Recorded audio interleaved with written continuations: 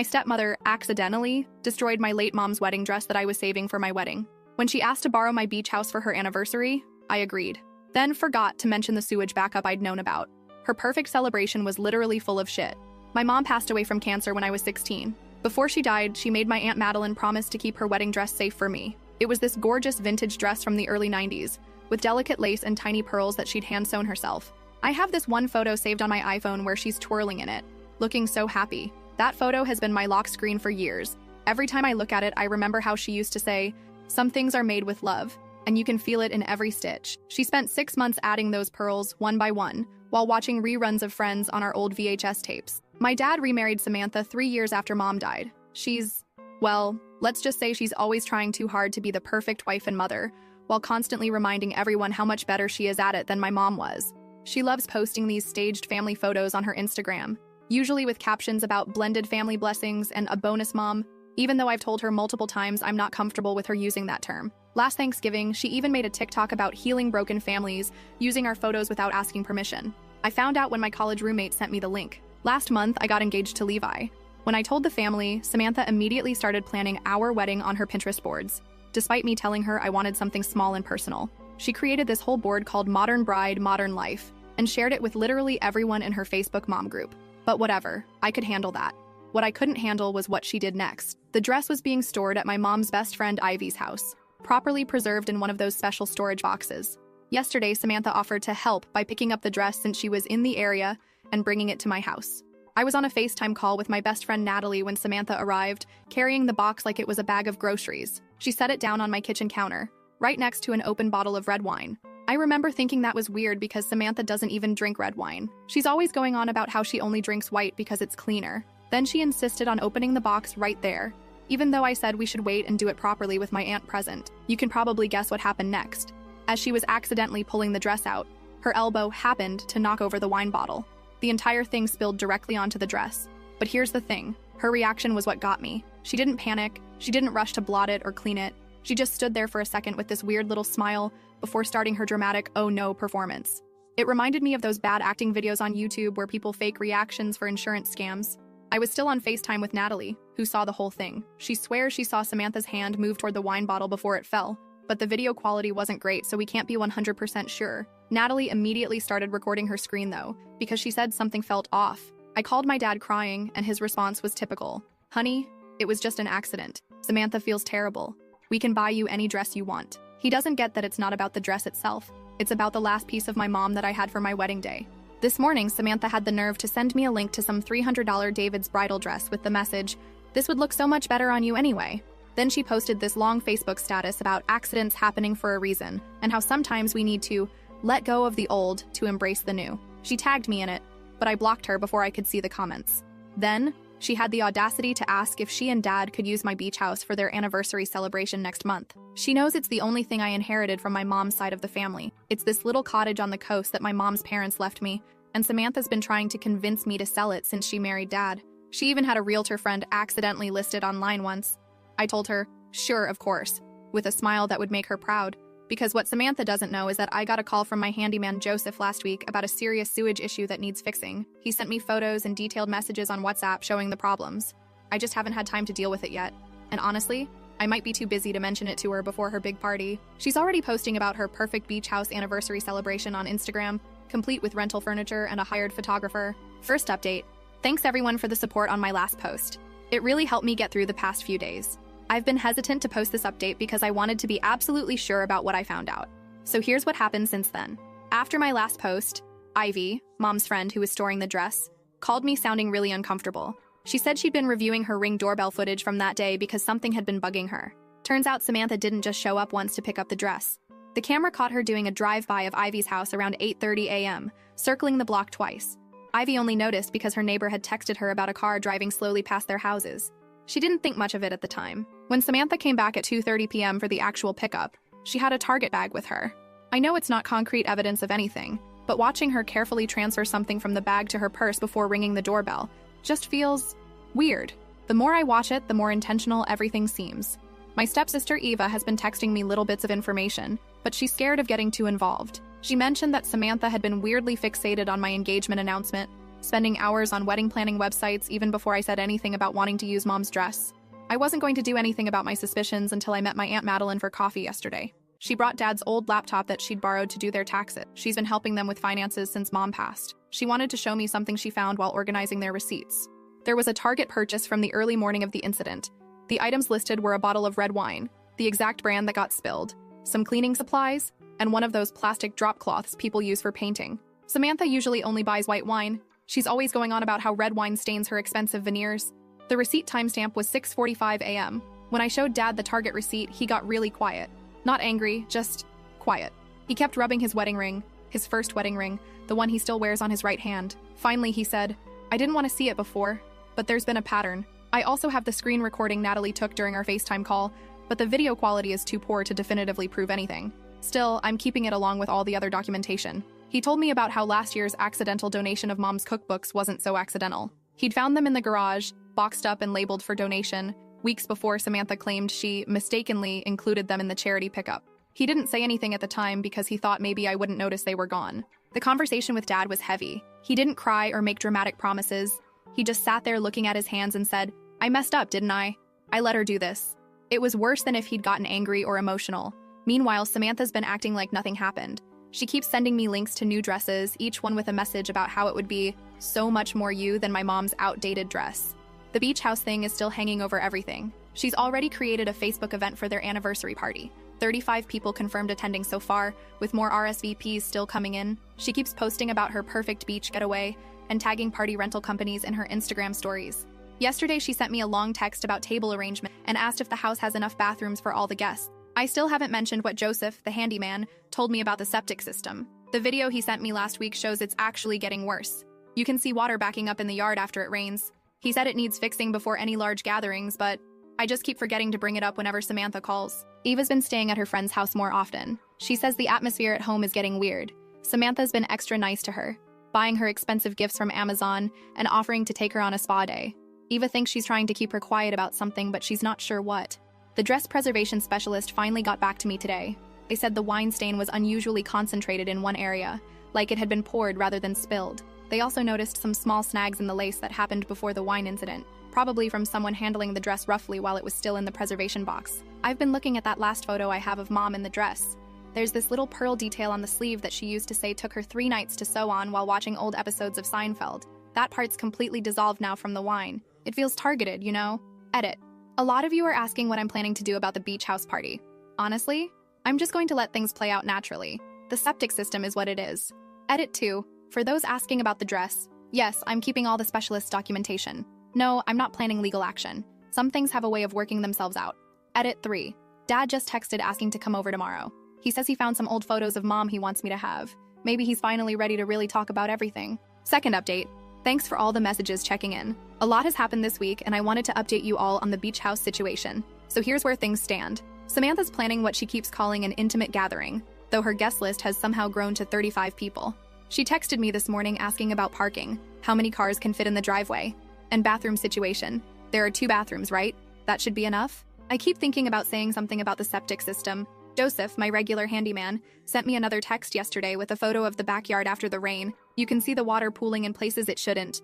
And he said the smell is getting noticeable. His exact text, "Hey, wanted to follow up about that septic estimate. Really needs addressing before any big gatherings. Getting worse with the rain." Joseph explained that while the septic system has ongoing issues, the problems become much more noticeable during rain and would definitely be catastrophic with heavy usage from a large gathering. Dad stopped by yesterday.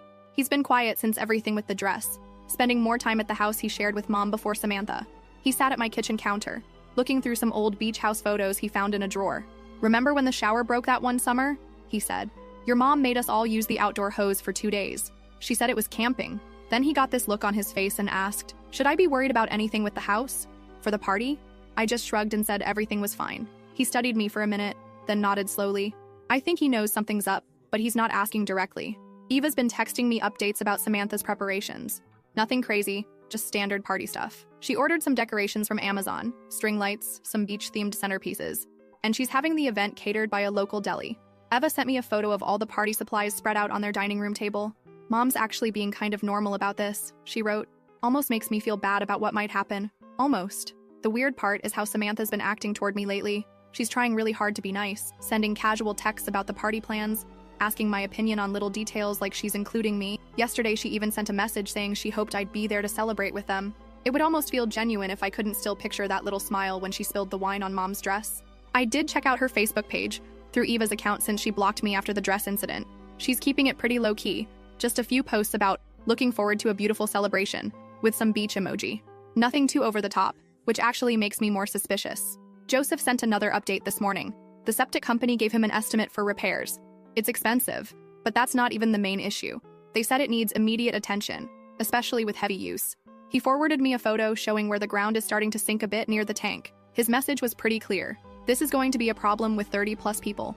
I keep picking up my phone to warn Samantha, but then I remember little things, like how she accidentally donated Mom's cookbooks last year, or how Mom's jewelry keeps disappearing whenever Samantha reorganizes things, or that satisfied look when the wine spilled exactly where it would do the most damage to Mom's dress. Eva came over for coffee this morning. She was helping Samantha pack supplies for the party and found the receipt for that bottle of red wine in Samantha's purse. "You know what's weird?" she said.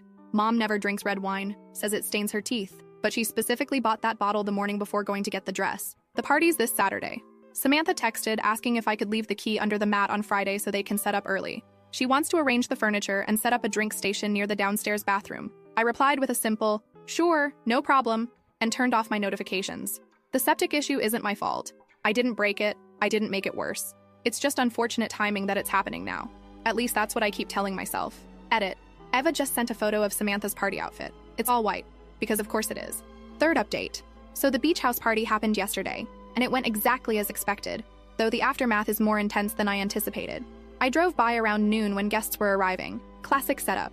White chairs, flowers, catering tables. Samantha was wearing this expensive white dress, directing people where to put things. The problem started slowly. Eva texted around 1:30. "Bad smell in the backyard. Mom's getting annoyed." Then, "Downstairs toilet won't flush properly." By 2 p.m., both bathrooms were having issues. People kept asking about the smell, but Samantha was still trying to maintain control, telling everyone it was probably just low tide. Around 2:30, my neighbor called. "There's something wrong with your yard. Water's coming up everywhere." Eva's texts got more frequent. "The ground's getting really soft." Mom's freaking out at the catering staff because people keep asking to use their van's bathroom. Then it all fell apart during their toast. The ground was so saturated that part of the deck area sank. Not dramatically, but enough to destabilize the buffet table.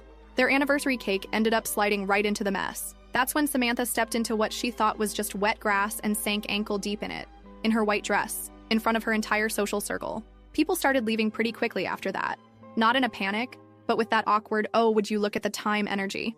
The smell had gotten impossible to ignore, and the wet spots in the yard were spreading. This is where things got ugly. Samantha completely lost it, started screaming that I'd deliberately sabotaged her party, that I'd planned this whole thing. She was calling people from her phone right there in the yard, frantically trying to find a lawyer who'd take her call on a Saturday, all while standing there in her ruined dress, mascara running. Dad's reaction wasn't the calm disappointment I expected. He was furious, both at me and Samantha. Started yelling about how much this was going to cost to fix, how irresponsible everyone was being. He kept switching between being angry about the septic system and demanding to know why Samantha had planned such a big party without checking about maintenance issues first. Eva recorded some of it on her phone. Samantha screaming about lawsuits and defamation, Dad yelling about property damage, guests quickly backing out of the driveway. It was chaos. I've gotten about 30 texts from Samantha since yesterday. They range from legal threats to guilt trips to straight-up rage. "You planned this. My lawyer will hear about this. You've ruined everything. Just like your mother, always having to be the victim." Dad's been calling nonstop too. He's not as philosophical as before, mostly concerned about the cost of repairs and saying things like, "I don't even know whose side I'm supposed to be on here," and "You're both acting like children." He's sleeping at his brother's house because apparently Samantha's still too upset to even look at him for not taking her side. The damage is real though. The yard's destroyed, the downstairs carpet's ruined, and the septic system obviously needs replacing. Joseph sent an estimate. It's significant. Samantha's already posted in our neighborhood Facebook group asking for recommendations for lawyers who handle property damage and intentional emotional distress cases.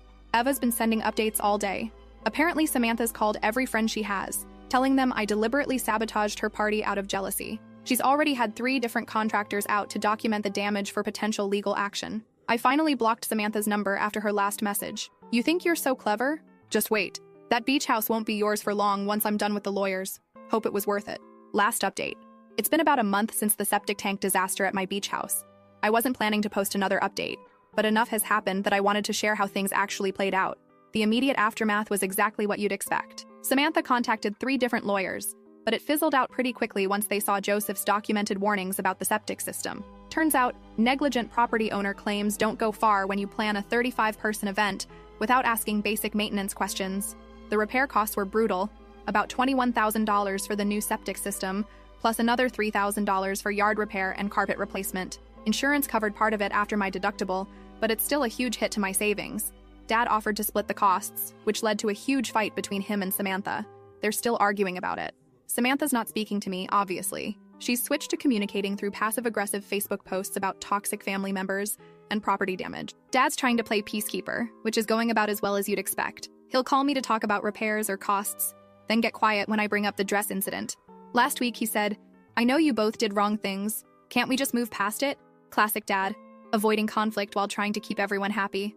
Eva's been caught in the middle. She stays with me some weekends, but Samantha started making comments about family loyalty, so now Eva's walking on eggshells. She deleted the videos she took at the party after Samantha went through her phone while she was sleeping. The beach house repairs are finally done. The new septic system works fine, the yard's been restored, and the carpet's been replaced. The cleanup company did a good job. You wouldn't know there had been a disaster if you didn't know where to look. Here's the weird part. This whole thing has had ripple effects I didn't expect. My Aunt Madeline isn't speaking to Dad because he wouldn't take a side. 2 of my cousins canceled their usual beach week booking because they don't want to get involved.